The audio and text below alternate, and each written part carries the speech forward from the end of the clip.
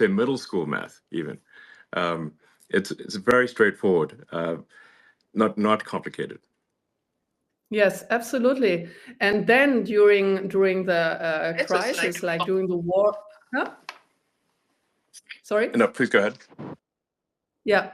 So during the war of Ukraine, so our gas supply was just destroyed, and that actually shed some light on our severe dependence on Russian gas. And do you know what the government decided in this crisis when the energy prices skyrocketed after we were cut off of cheap energy supply from Russia? They switched off the last nuclear power plant to even more create a shortage of energy. Yeah. So either you must be very stupid or you just hate your own country. Well, isn't it? I think it's mostly the very stupid category. At least I'd like to think so. Very stupid. I mean, there's an old saying that like one should never ascribe to malice that which can easily be explained by incompetence. Yes, you're perfectly right. Now, so but yes, I actually, when I saw that Germany was turning off the power plants after being cut off from gas supplies, from Russia, I thought this is one of the craziest things I've ever seen. Just when Germany most needs electricity, yes. Germany is shutting down one of the best sources of electricity, which is nuclear power. Yes, crazy. And completely carbon free. Yeah, crazy. It's crazy. Yeah. So I guess if to summarize the two main things that AFD is aiming for in terms of change is a sensible energy policy and sensible immigration policy. Yes, exactly. So, but actually even more. So we would like if I may continue a little bit, because now it's Elon, it's a complete new situation for me.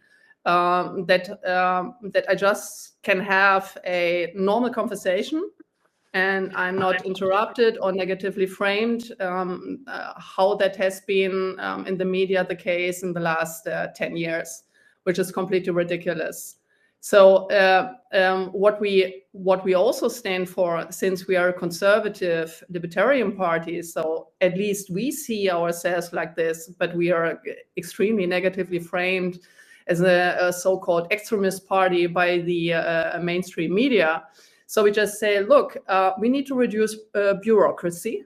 We need to free our firms, our companies, the individuals of this obnoxious bureaucratic conditions here. Do you know like how long it takes, how many days it takes to get a business permit in Germany? Just guess.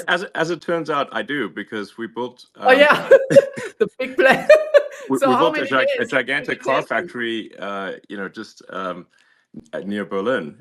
So we had many challenges. I mean, this is, to be clear, like we actually had a lot of support, a lot of local support from the local government, from the national government, and despite all that support, just the sheer number of rules that the people in the government are required to follow is completely crazy.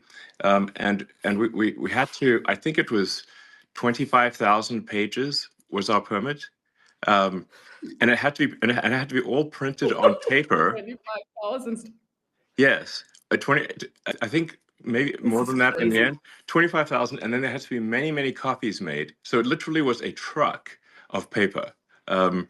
Because and we're like, surely we can make this electronic. Isn't that better for everyone? No, not possible. You need to have that on paper in Germany. And they say, no, it has to be paper. I'm like, this is crazy.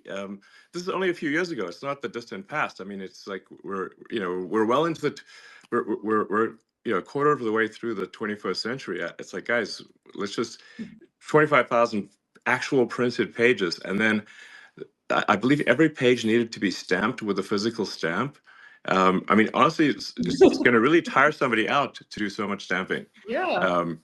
You know, they're going to get some sort of repetitive many stress injury. tired arms. Yeah, they're going to get a repetitive stress injury from having to stamp so many people. You know, stress injuries. It's like just send them to the hospital or something. I mean, that's too much. Yeah. So, but I'm not trying to blame the sort of individuals who are doing this time, because they are just following the rules. So we have to change the rules, and there needs to be, I think, in my view, for you know, all countries, but especially countries that have enjoyed prosperity for a long time, it is extremely important to have what I call sort of garbage collection of rules, which is to re-examine the rules and regulations. And make sure that they are clearly a net good, and if there's any doubt about them being a net good, we should eliminate them, because otherwise we get to this point where everything is illegal, and so it's just absolutely crazy. Absolutely, absolutely, and it's not only about bureaucracy; it's also about taxes.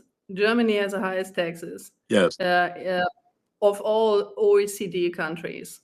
So, so the normal German employee, he works more than half of a year for the state. You have to imagine that. You're right. Like with taxes plus Social Security. So more than half of the year you work for this dysfunctioning state, because like the state does not provide the vital provisions for the people here. So he doesn't provide for security. So we have like skyrocketing criminal rates here. Right. He doesn't care about education. So we have this same insane wokish, leftish, socialist agenda in our educational system. So the young people, they don't learn anything in school, in university, etc. So they just learn about gender studies. Are you serious? And they just, yeah. No, really. I was under the impression that Germany had a pretty good education system that was quite rigorous with, you know, the gymnasium and all that sort of stuff. At least it used to at one point. Yes. So, but it sounds like this has, I don't know, the woke mind virus has infected Germany quite badly. Yeah, yeah. So you have the international standard of PISA testing, right? So the PISA survey. Right. So Germany, like a couple of years ago, was scored. Okay.